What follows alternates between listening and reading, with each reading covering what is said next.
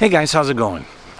I'm in downtown Beijing and I'm walking around, and I thought I'd talk to you about something that I thought was an interesting topic for Nuance.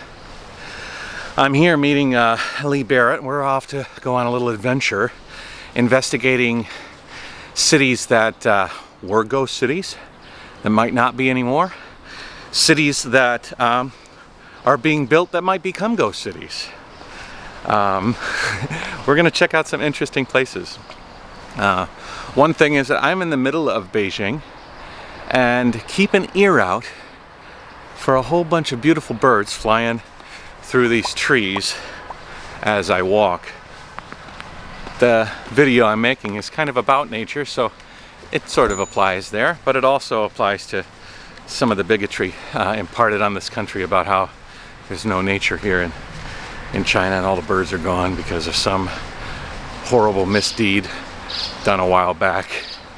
But anyways, neither here nor there. The last week, I think, more, Chinese news and media has been focused on a very, very interesting human interest story.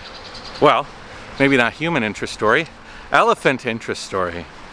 In Yunnan, around Kunming, 15 elephants left their reserve and have been traveling hundreds of kilometers across the Chinese, somewhat rural countryside. I don't think they've gotten into any big cities yet, but these elephants sort of got... yeah, the birds are up here in this tree. They're like a really actually pretty bird. They're quite large. And they have like a black cap and a gray body, and they're quite nice. They have a beautiful song. Anyways, these elephants have been kind of celebrities for the last little while. They're on a lot of the news channels here in China. They're being followed with drones. These drones are flying way overhead. They're being photographed and videoed on news from like 300 meters up on these drones. They don't even want the drones to get close to spook them or anything. They've been moving and feeding on farmland and traipsing through rural villages and just all manner of sort of making a ruckus. There's baby elephants and mothers and fathers and aunts and uncles. It's really an interesting story. It would make a great children's book. The villages in the area are being encouraged to move away. If you have a farm that the elephants are going to traipse through, you're told, leave the farm alone, let the elephants move through. They're hoping that they can kind of guide the elephants to another natural preserve. But the superficial level, it's completely a beautiful story of humanity trying to evolve around nature. An animal that has lost its way. But where did it lose its way from? Where does a creature that lives on this earth accidentally wander into a constructed city monstrosity or some sort of human development? Didn't our human development mistakenly, accidentally put our home, our buildings, encroaching on their natural habitat? That's the nuance of that story, right? Because it is a good story, and it is beautiful. They're showing these elephants sleeping like beside a road, you know, and the little baby elephants coming out, like looking around, trying to get out. The elephants have kind of like wedged the little baby in, and so you can't, the little baby's like, hey dad, come on, let me get out of here, I want to roam around, but they're all like sleeping and so protecting their baby. And you're looking at this thing, all of China is watching this right now. It is big news. But it would be in any country, you know, if you had some sort of, I mean, you know, I remember in the States when a lion or a tiger got out of a zoo, or, you know, ended up a cougar, you'd see one in California, all of a sudden it'd be all over the news. But this one's different, you know. these elephants are being watched over. And you know, one of the greatest things about some of these stories is a lot of the reason that I like traveling so much is if you're not exposed to like where your meat comes from, if you're not exposed to the brutality involved in raising cattle and how they're slaughtered for your taste and appreciation on a dinner plate, you might not be able to appreciate what you're eating. You know, might not be able to understand its impact on the world. Oh, I wonder if you could see it. Very, very pretty birds. The tree is full of them right now. There's a whole bunch of them. There's about a dozen or more up there. Very, very pretty.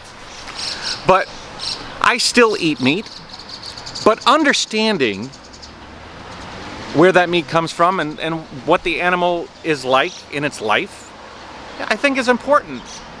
And having these elephants escape from their preserve, now has put elephants on the minds, wild elephants on the minds of 1 billion Chinese people, if not more. I mean, everybody's aware of this story. So hopefully people understand and appreciate nature a bit more, understand and appreciate these fascinating and smart animals a little bit more. But it's also sad, right? As environmental measures are coming into play, and elephants are protected here in China. In Yunnan, elephants are very, very protected, and their populations are recovering from a drastic decline. I mean, humans have done a very, very good job of wreaking havoc on the natural ecosystem of things. And so as the animals do repopulate, where are they going to repopulate to? We've kind of put them in a catch-22. You can increase your population, but I don't know where you're going to live. Because what happened is these elephants were on a reserve or preserve? I think it's preserve. And hello.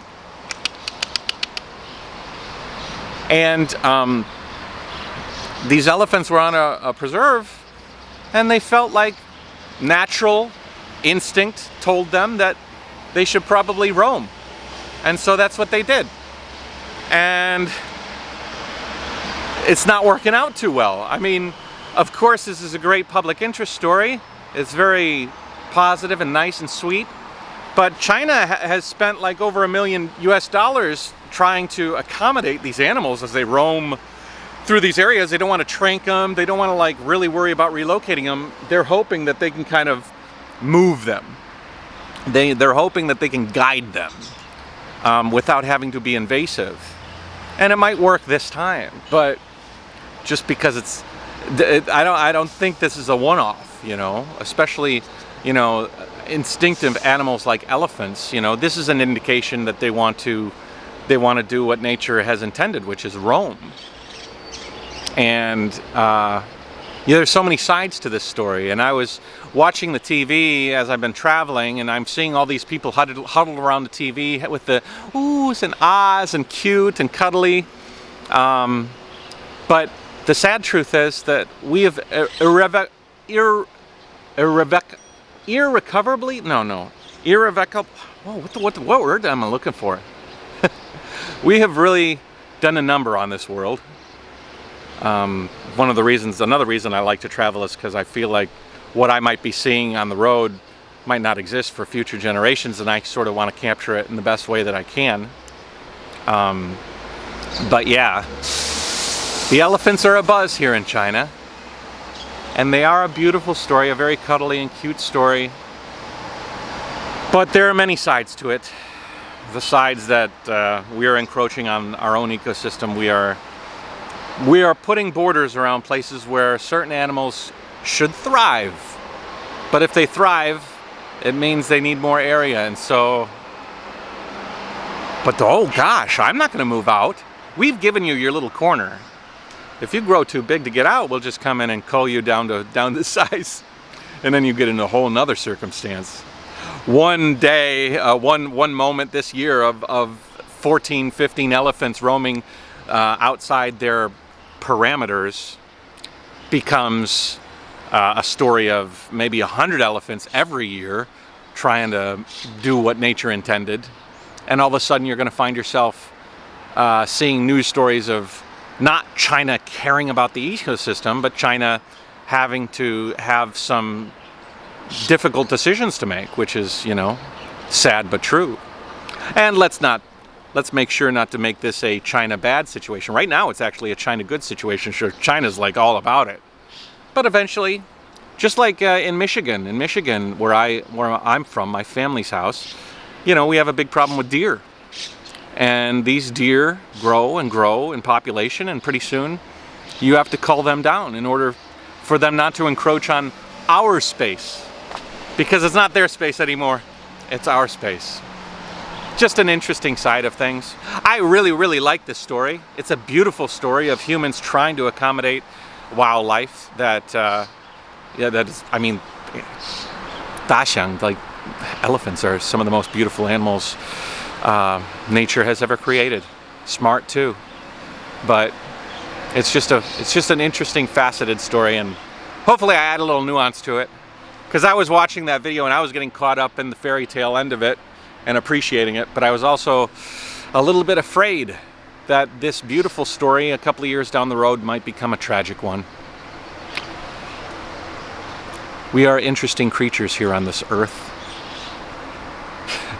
We have big hearts, but sometimes we have to violate those big hearts in order to what? Stay in our concrete jungles, I guess. Take it easy, guys. Jayo. Hope you had a good one. This was a bit of an interesting topic. I just saw those, and I saw those videos. They're all over the news, and I thought I'd share it with you.